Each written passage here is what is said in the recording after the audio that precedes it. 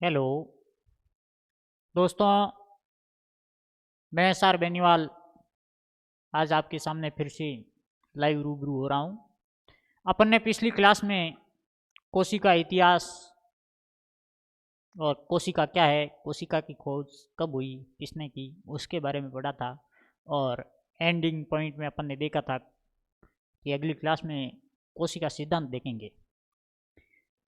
क्या है कोशिका सिद्धांत, किसने दिया, कब दिया और कौन कौन से वैज्ञानिकों ने इस सिद्धांत को देने के लिए अपने अपने मत दिए, क्या क्या मत दिए, उनके बारे में आज अपनी क्लास होगी।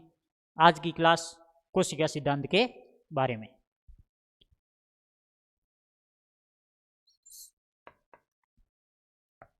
कोशिका सिद्धांत यानी कि सेल थ्योरी, कोशिका सिद्धांत।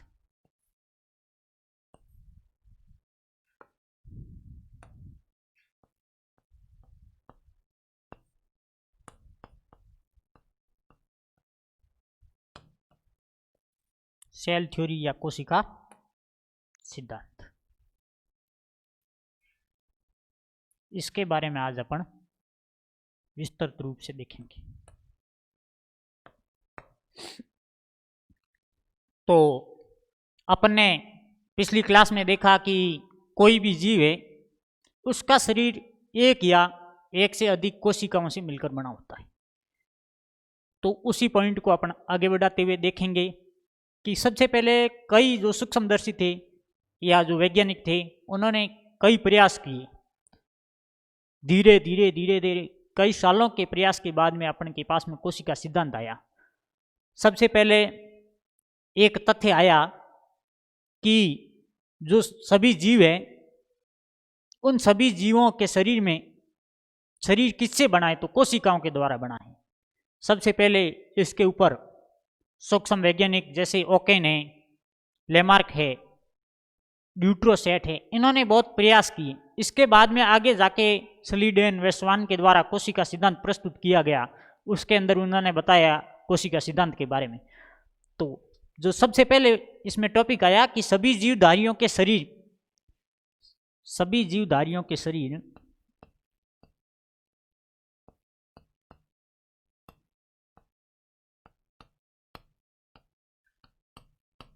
सभी जीवधारियों के शरीर कोशिकाओं से मिलकर बने होते हैं।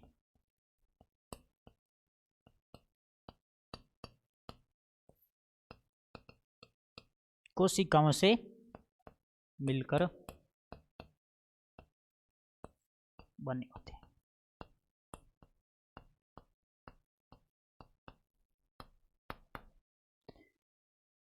सर्वप्रथम इस कोशिका सिद्धांत की आधार को या नींव को यहां से शुरू होती है कि कोशिका सिद्धांत है क्या। इसके बारे में सर्वप्रथम ये बात आई कि सभी जीवधारियों के जो शरीर हैं वो कोशिकाओं के द्वारा बने होते हैं। इसमें दो तीन वैज्ञानिकों के मैं नाम बता देता हूँ। काफ़ी वैज्ञानिक थे, ऐसा नहीं है कि केवल इन्होंने ही प्रयास किया। काफ़ी मनोवैज्ञानिक वैज्ञानिक हुए जिन्होंने इनके बारे में अध्ययन किया और इनके अलग अलग छोटे छोटे मत भी प्राप्त हुए। लेकिन व्यापक रूप से या इसे विस्तृत रूप से समझाने के अंदर दो वैज्ञानिक सक्षम हुए, एक तो आपके स्लीडेन और एक स्वान। इन दो वैज्ञानिकों का नाम आता है कोशिका सिद्धांत के पीछे। कोशिका सिद्धांत की खोज किसने की, तो यहाँ पे आपके पास में दो नाम आएंगे, एक स्लीडेन और दूसरा स्वान। और स्लीडेन और स्वान के बाद में भी इसमें दो वैज्ञानिक और आए थे, एक नेगली और एक आपके रुडोल्फ वीवर्स नाम का वैज्ञानिक था, वो दोनों आए। उन्होंने भी अपनी इस कोशिका सिद्धांत में दो बातों को ऐड किया था, तो वो कोशिका सिद्धांत का विस्तार हुआ था। लेकिन कोशिका सिद्धांत के खोजने का श्रेय या प्रतिपादन का श्रेय नहीं जाता है। लेकिन आपको पूछ ले कि कोशिका सिद्धांत की नींव या शुरुआत किसने की थी, तो इसके अंदर आपके एक दो वैज्ञानिकों के नाम आएंगे। जैसे एक तो आता है आपके ओकेन, एक आता है आपके लेमार्क, एक आता है आपके ड्यूट्रोसेट या ड्यूरोसेट, ये अलग अलग नाम, ठीक है। ये तीन वैज्ञानिक थे या सूक्ष्म मनोवैज्ञानिक थे, सूक्ष्म वैज्ञानिक थे, जिन्होंने यह बताया कि सभी जीवधारियों के शरीर कोशिकाओं से मिलकर बने होते हैं। इसमें ओकेन ने 1805 के आसपास अध्ययन किया था, इन्होंने 1809 के आसपास अध्ययन किया था, और इनका 1824 के आसपास का अध्ययन है। तो ये तीनों जो वैज्ञानिक थे, इन्होंने ओनली फॉर इतना बताने में सक्षम हुए कि सभी जीवधारियों के जो शरीर हैं वो कोशिकाओं से मिलकर बने होते हैं। उनके बाद में आगे आपके आए जर्मन वनस्पति वैज्ञानिक।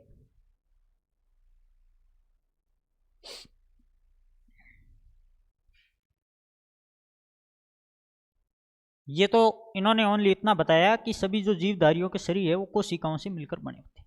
उनके बाद में आगे आपके आते हैं जर्मनी के जर्मन वनस्पति वैज्ञानिक।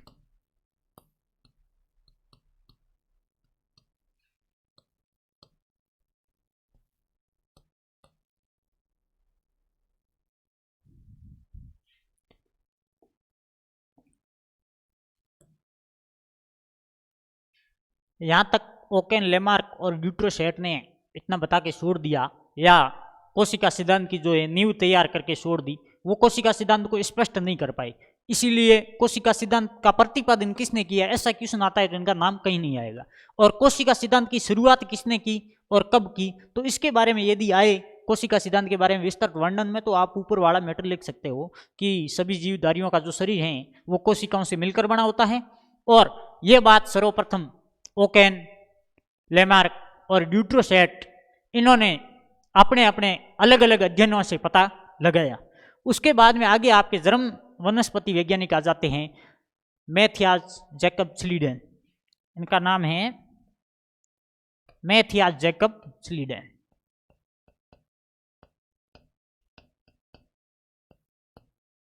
ये पूरा नाम है, नहीं तो स्लीडन ही लिखा हुआ आता है।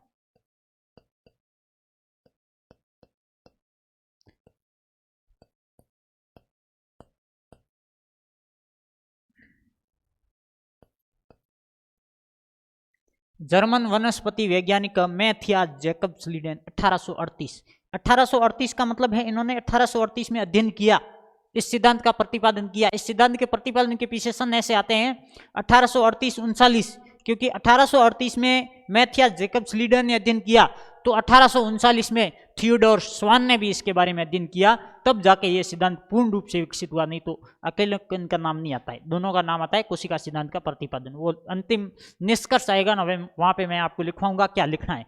तो इन्होंने क्या बताया कि प्रत्येक कोशिका एक जीव है, प्रत्येक कोशिका एक जीव है, तथा समस्त जंतु और पेड़ पौधे, समस्त जंतु और पेड़ पौधे इन्हीं जीवों का समूह है, यानी कोशिकाओं से ही मिलकर बने हैं। इनके कहने का अर्थ था कि कोशिका ही जीव है। इन्होंने कोशिका को ही जीव बताया, और इन्हीं जीवों के समूह से कोशिका बनी होती है, या प्राणी या पेड़ पौधे का निर्माण होता है। और इन्होंने बताया ये सभी एक विशेष या निश्चित नियम के द्वारा और निश्चित क्रम में बंधे रहते हैं। उनके बाद में इन्होंने जो लाइन बताई वो मैं लाइन लिखवा देता हूं आपको, कि प्रत्येक कोशिका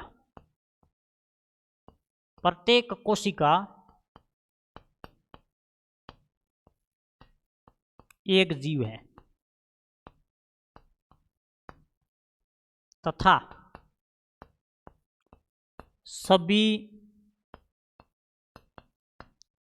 पेड़ पौधे और जंतु, सभी पेड़ पौधे और जंतु इन्हीं जीवों का समूह है, इन्हीं जीवों का समूह है। इन्हीं जीव मतलब यहाँ पे कोशिका को बोला गया है। जीव किसको बोला गया है? कोशिका को। इन्हीं जीवों का समूह है। ये सभी आपस में, ये सभी जीव यानी ये सभी कोशिकाएं आपस में एक विशेष नियम, एक विशेष नियम तथा निश्चित क्रम में बंधे रहते हैं। निश्चित क्रम में बंधे रहते हैं।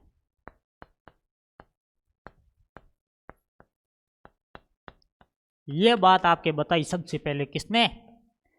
मैथियास जैकब स्लीडेन ने 1838 में कि प्रत्येक कोशिका एक जीव है और सभी पेड़ पौधे और जंतु इन्हीं जीवों का समूह है और ये सभी आपस में एक निश्चित क्रम के अंदर बंधे रहते हैं।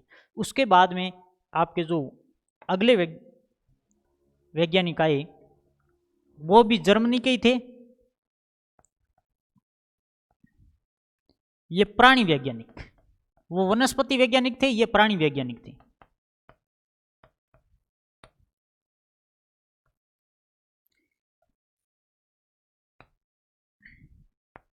थियोडोर स्वान, इनका नाम था थियोडोर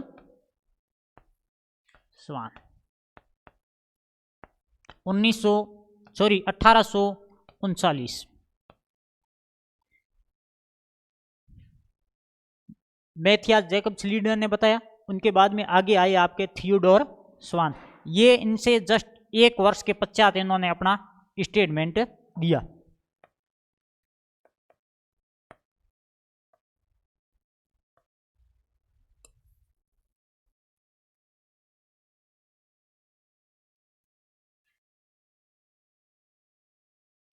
ये तो था इनका स्टेटमेंट और इसके बाद में नेक्स्ट आपके आ गए ये वाले। तो इन्होंने क्या बताया कोशिका के बारे में?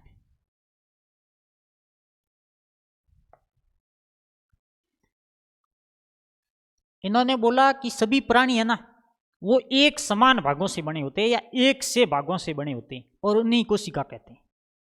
इन्होंने कहा सभी प्राणी एक समान या एक से भागों द्वारा बने होते हैं। एक से वर्ड आया था लेकिन एक से का अर्थ यहां समान से है। इन समान भागों को ही कोशिका का, यहां पे इन्होंने कहा सभी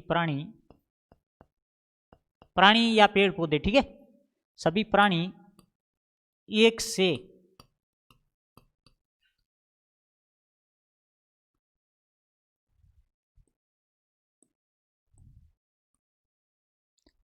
यानी से का अर्थ यहां समान से हो जाएगा आपको।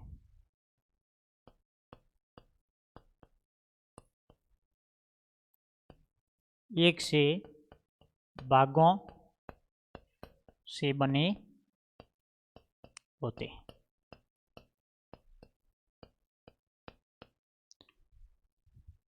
इन्हीं समान भागों को,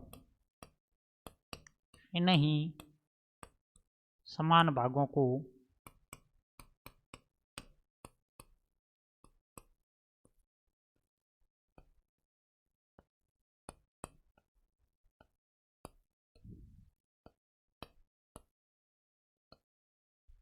इन्होंने कहा सभी प्राणी एक समान भागों से बने होते हैं और इन्हीं समान भागों को इन्होंने क्या कहा?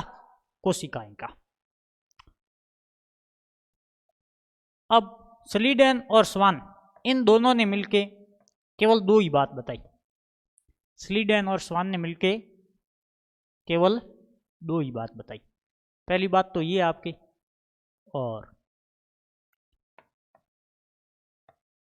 दूसरी बात ये तो हो गया आपके पहला पॉइंट और ये हो गया दूसरा पॉइंट।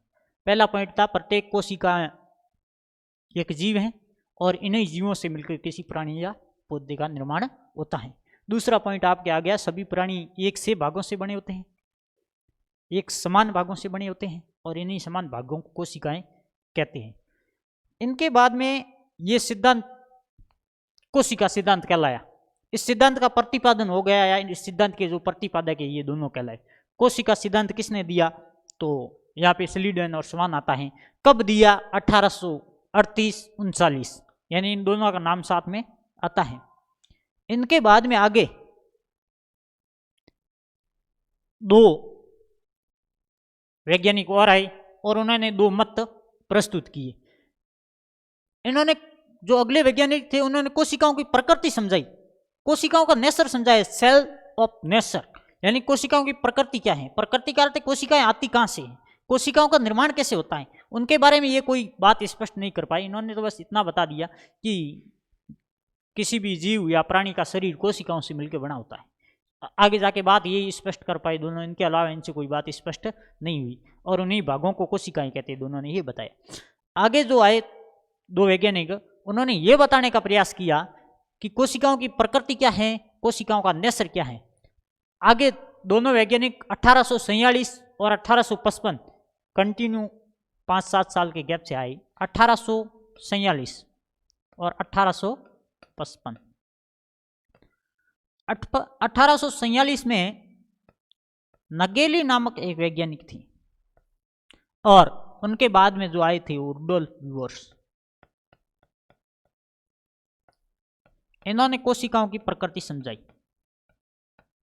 तो क्वेश्चन यहां पे बनने की चांस ये भी रहता है कि कोशिकाओं की प्रकृति किन किन वैज्ञानिकों ने समझाई। तो अपन को यहाँ पे इन दोनों का ध्यान रखना है, नगेली और रुडोल्फ वीवर्स का। आगे अपन बात करेंगे इन्होंने क्या स्टेटमेंट दिया उसके बारे में।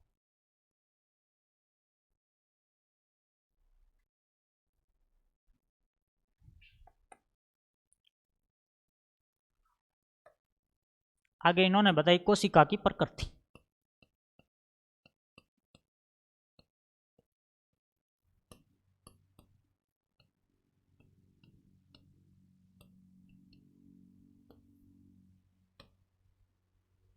सबसे पहले आपके जो के नगेली,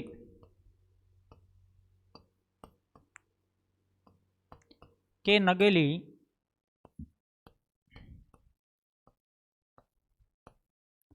1847,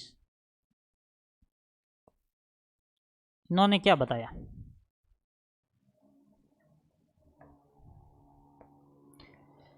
के नगेली 1847 ये भी एक जर्मनी के वैज्ञानिक थे। इन्होंने बताया कि पूर्ववर्ती कोशिकाएं, यानी जो अपने शरीर में पहले से उपस्थित हैं, पूर्ववर्ती कोशिकाओं से ही नई कोशिकाओं का उदय होता है। पूर्ववर्ती कोशिकाओं से ही नई कोशिकाओं का उदय होता है।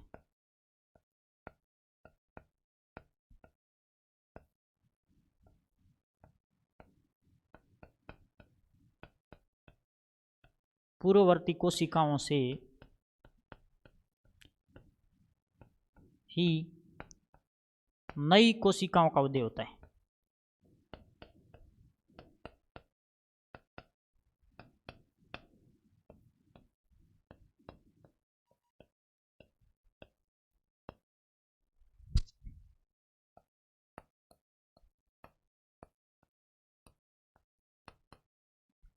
पूर्ववर्ती कोशिकाओं से ही नई कोशिकाओं का उदय होता है, ये बताया के नगेली ने।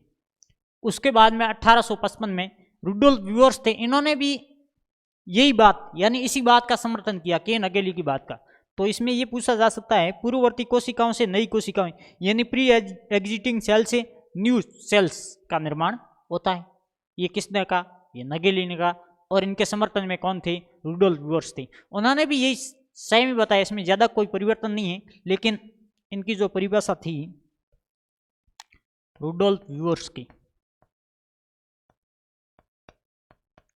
ये इन्होंने बाद में अध्ययन किया और इनके मत का समर्थन किया, इतना ही किया है।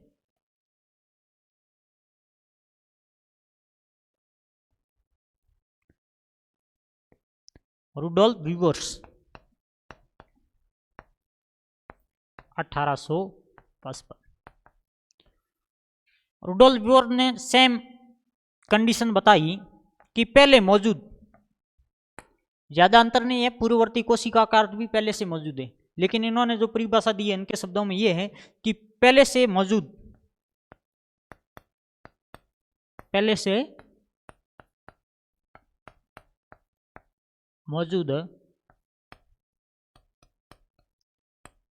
कोशिकाओं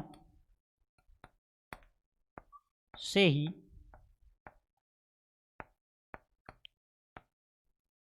नई कोशिकाओं का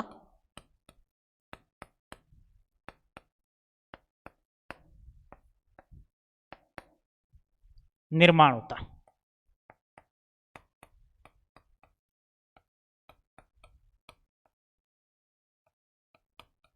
ये तो वैज्ञानिकों ने अलग अलग समय पे अपने अलग अलग मत दिए, और इस तरह से धीरे धीरे इस कोशिका के सिद्धांत का विकास हुआ। इसमें आपके ये तो नगेली का मत था, और ऊपर जो दोनों मत है वो अलग अलग स्वान और स्लीडेन के हैं, और ये इन दोनों के जो मत हैं।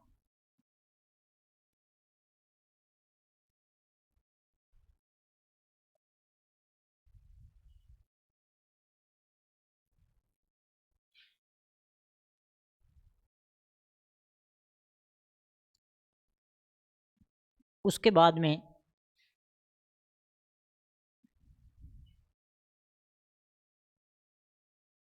ये आपके यहां तक 4 पॉइंट हुए। इसमें कोशिका का नेचर इन दोनों ने बताया, और कोशिका सिद्धांत का प्रतिपादन उन दोनों को श्रेय जाता है। और ऊपर मैंने 3 वैज्ञानिकों के आपको नाम बताए, उन्होंने इस सिद्धांत की शुरुआत की थी। उसके बाद में इस सिद्धांत का जो आगे आता है वो निष्कर्ष आता है, कोशिका सिद्धांत का निष्कर्ष। वास्तव में कोशिका सिद्धांत ओनली बड़ा क्वेश्चन आए कोशिका सिद्धांत के बारे में तो आपको विस्तृत वर्णन ऐसे समझाना है कि कोशिका की खोज कब हुई, किसने की और कैसे की। और यदि इसमें आपके छोटा क्वेश्चन आ जाए 2 नंबर का, कोशिका सिद्धांत किसने दिया, या कोशिका सिद्धांत के बारे में संक्षिप्त लिखो, एक आता है डिटेल से लिखना है तो ऐसे पूरा समझाना है आपको एग्जाम हॉल में भी, और संक्षिप्त में आता है तो आपको 4 लाइनें लिखनी है। क्या लिखनी है वो मैं आपको बताता हूं। सर्वप्रथम यहां पे मैं लिख लेता हूं आपके निष्कर्ष पॉइंट।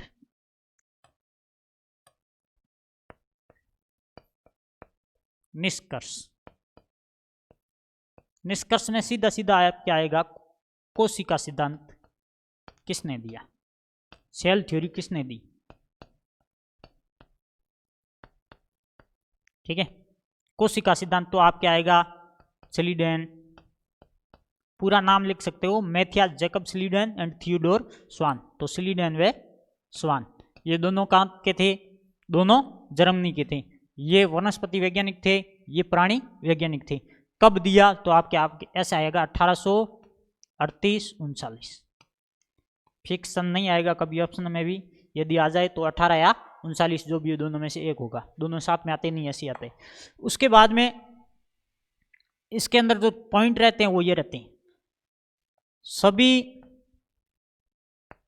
जीवों का शरीर, सभी जीवों का शरीर कोशिकाओं से मिलकर बना होता है। सभी जीवों का शरीर कोशिकाओं से मिलकर बना होता है। या इसमें यह भी लाइन हो सकती है, सभी जीवों का शरीर एक या एक से अधिक कोशिकाओं से मिलकर बना होता है। अब एक कोशिका होगी तो उसमें मिलना क्या है, लेकिन कोशिकाओं से बना होता है, एक या एक से अधिक कोशिकाओं से बना होता है।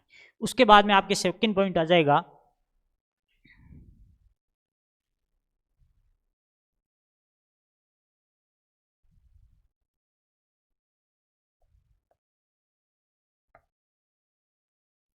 पॉइंट नंबर 2, यानी शरीर के अंदर जो सभी क्रियाएं होती हैं, जीव के शरीर में जो कोशिकाएं होती हैं, कोशिकाओं से ही जैविक एवं उपापचयी क्रियाएं होती हैं। यानी शरीर में यदि कोई काम कर रहा हूँ, जैसे मैं आपके सामने देख रहा हूँ, या मेरे हाथ से लिख रहा हूँ, या इधर देख रहा हूँ उधर देख रहा हूँ, अपनी गर्दन मुड़ रही है, या कोई पेन गिर गया उसको उठा रहा है, कोई भी काम, यानी बिना कोशिका के ये बोल सकते हो जीव संभव नहीं है। तो इसमें सेकंड आपका जो पॉइंट रहेगा वो रहेगा, जीव के शरीर में कोशिकाएं उपापचयी एवं जैविक क्रियाओं की इकाइयां हैं।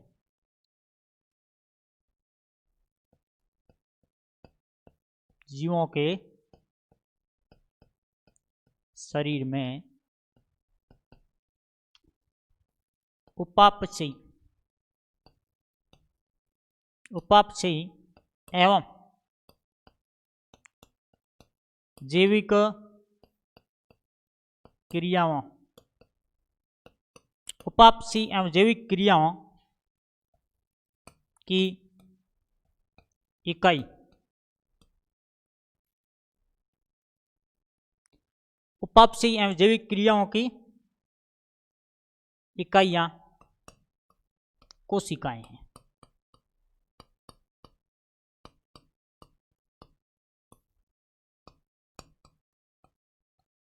आप अपनी लैंग्वेज में लिख सकते हो। जैसे कोशिकाएं जीवों के शरीर में उपापचयी एवं जैविक क्रियाओं की इकाइयां हैं, या बाद में लिखूँ तो ऐसे जीवों के शरीर में उपापचयी एवं जैविक क्रियाओं की इकाइयां कौन है? कोशिकाएं हैं। उसके बाद में जो अगला आपके पॉइंट आता है, कोशिका एक आनुवंशिक इकाई भी है। कोशिका एक आनुवंशिक इकाई भी है। क्यों है? क्योंकि केंद्रक के अंदर डीएनए और आरएनए पाया जाता है, तो कोशिका में आनुवंशिक इकाइयां भी हैं। कोशिकाएं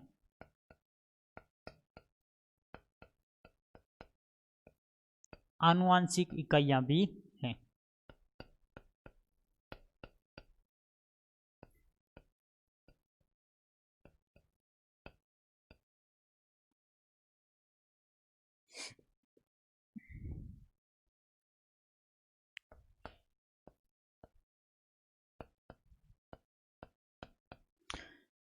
कोशिकाएं आनुवंशिक इकाइयां कैसे हैं?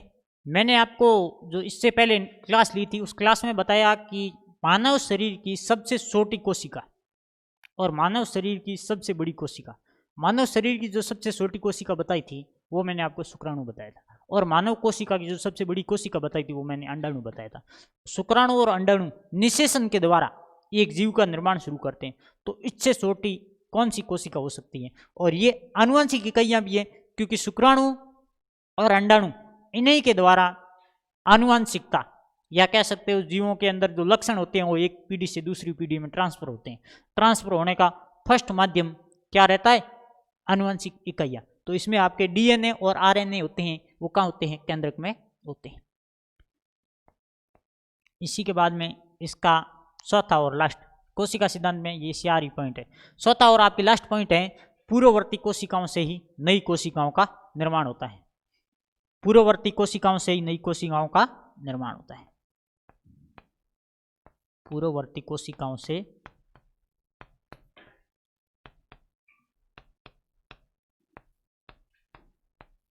नई कोशिकाओं का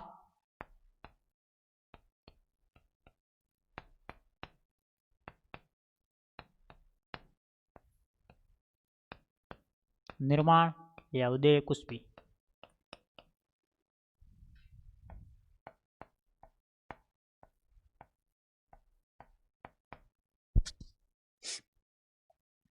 तो ये था आपका कोशिका का सिद्धांत। कोशिका का सिद्धांत क्या था, किसने दिया, और कोशिका सिद्धांत का कैसे उद्भव हुआ, उसके बारे में आपको पूरा आपके ये वीडियो पॉज करके या रोक के आप अपने ये उतार सकते हो। यहाँ से शुरू हुआ। अब कोशिका सिद्धांत के बारे में यदि विस्तृत विवरण के बारे में तो ऐसे इसके बारे में आपको थ्योरी बड़ी लिखनी है, और यदि सूक्ष्म में आ जाए तो ये इसको आप और भी बड़ा कर सकते हो। कैसे? जैसे कई सूक्ष्म वैज्ञानिक थे जिन्होंने पहले कोशिका सिद्धांत की नींव रखने का प्रयास किया, या उन्हें कोशिका सिद्धांत की जरूरत महसूस हुई, तब उन वैज्ञानिकों ने अपने अपने मत प्रस्तुत किए या अपने अपने तरीके से खोज करने की कोशिश की, लेकिन उनके हाथ में सफलता नहीं लगी। धीरे धीरे पहले वैज्ञानिकों ने बताया कि सभी जीवधारियों का जो शरीर है वो कोशिकाओं से मिलकर बना होता है, तो इन कोशिकाओं के बारे में वो ज़्यादा कुछ पता नहीं लगा पाए। उनके बाद में क्रमशः पहले ओकेन, लेमार्क, ड्यूट्रोसेट और कई सूक्ष्म वैज्ञानिक थे जिन्होंने इस क्षेत्र में कार्य किया, लेकिन वो अपने सिद्धांत सिद्ध नहीं कर पाए। उसके बाद में 1838 में जर्मन वनस्पति वैज्ञानिक मैथियास जैकब स्लीडन ने एक बात प्रस्तुत की या एक तथ्य रखा कि कोशिका ही जीव हैं। उन्होंने बताया कि कोशिका ही जीव हैं और इन्हीं जीवों से मिलकर सभी जीव और पेड़ पौधे बने होते हैं। उसके बाद में इनके सहयोगी थियोडोर स्लीडन ने 1838 में बताया कि सभी प्राणी या सभी जीवों का शरीर है वो एक समान इकाइयों से मिलकर बना है और इन्हें ही कोशिका नाम दिया। ये तो कोशिका की परिभाषा से सिद्ध करने का इन्होंने प्रयास किया, लेकिन ये अपने सिद्धांत को पूरा नहीं कर पाए। हालांकि कोशिका सिद्धांत के प्रतिपादक में नाम स्लीडन और स्वान का आता है, लेकिन इसके बाद में भी कई सूक्ष्म वैज्ञानिक थे जिन्होंने इसे आगे बढ़ाया। 1846 में के नगेली ने एक बात और प्रस्तुत की और उन्होंने बताया कि पूर्ववर्ती कोशिकाओं से ही नई कोशिकाओं का उदय होता है। फिर विवर्स रुडोल्फ ने इनका सहयोग किया और उन्होंने बताया कि जो के नगेली बता रहे हैं वो बात सत्य है, पहले से मौजूद कोशिकाओं से नई कोशिकाओं की उत्पत्ति होती है। और इन्होंने थोड़ा बहुत ये भी बताने का प्रयास किया कि कोशिकाएं होती हैं वो आनुवंशिक इकाइयां भी हैं, ये जीवों के अंदर जो लक्षण होते हैं, आनुवंशिक लक्षण होते हैं, उन्हें ट्रांसफर करने का कार्य भी करती हैं। इसमें कोशिका में केंद्रक होता है, केंद्रक में आनुवंशिक पदार्थ डीएनए और आरएनए पाया जाता है जो आनुवंशिक गुणों को एक पीढ़ी से दूसरी पीढ़ी में स्थानांतरित करने का कार्य करता है। यानी इसमें यह सिद्ध हो जाता है कि अपना जो शरीर है, जो अपने शरीर का निर्माण हुआ है या किसी अन्य प्राणी के शरीर का निर्माण हुआ है, वो कोशिकाओं से हुआ है। और इनके शरीर के जो महत्वपूर्ण कार्य हैं, यानी आप इसे इस तरह भी सिद्ध कर सकते हो, यदि कोई प्रारूप तैयार हो रहा है तो वो कोशिकाओं से ही तैयार हो रहा है। इससे पहले अपन ने देखा था कि मर्त कोशिकाएं क्या होती हैं, कुछ ऐसे कण होते हैं जो मिलकर एक संरचना बनाते हैं और उन्हें मर्त कोशिका नाम दिया। जैसे पहले उन्होंने मर्त कोशिका की खोज की थी, तो एक क्वार्क में की थी। अपन जीवित कोशिका की बात कर रहे हैं तो जीवित कोशिका में ये सब लक्षण पाए जाते हैं। मर्त कोशिकाओं में ये लक्षण आप जैसे आनुवंशिक स्थानांतरण वाला ये नहीं कह सकते, उन्हें नहीं पाया जाता है। उसके बाद में स्वान के बाद में आगे नगेली ने कोशिका की प्रकृति के बारे में बताया, रुडोल्फ विवर्स ने इनका सहयोग किया और उन्होंने भी वही बात बताई कि पहले से मौजूद कोशिकाओं से नई कोशिकाओं का निर्माण होता है।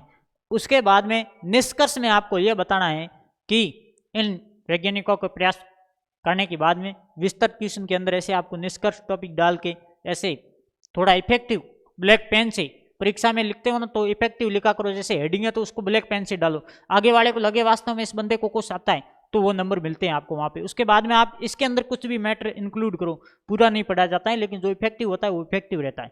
इसमें आपके कोशिका सिद्धांत स्लीडन एंड स्वान ने दिया 1838-39 में, और कोशिका सिद्धांत के अंदर ओनली फॉर ये 4 बातें हैं। ये तो हुआ आपके बड़े क्वेश्चन की बात। छोटा क्वेश्चन 2 नंबर 3.5 नंबर का जो क्वेश्चन आता है उसके अंदर आपको कोशिका सिद्धांत पूछे तो सीधा निष्कर्ष कुछ नहीं, कोशिका का सिद्धांत इन्होंने दिया और कोशिका सिद्धांत में ये 4 बातें लिखी।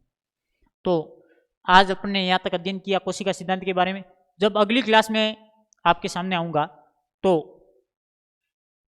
पादप कोशिका और जंतु कोशिका के बारे में बताऊंगा। पादप कोशिका और जंतु कोशिका की संरचना है उनके बारे में अपन पढ़ेंगे, इनके प्रत्येक भाग के बारे में अपन पढ़ेंगे।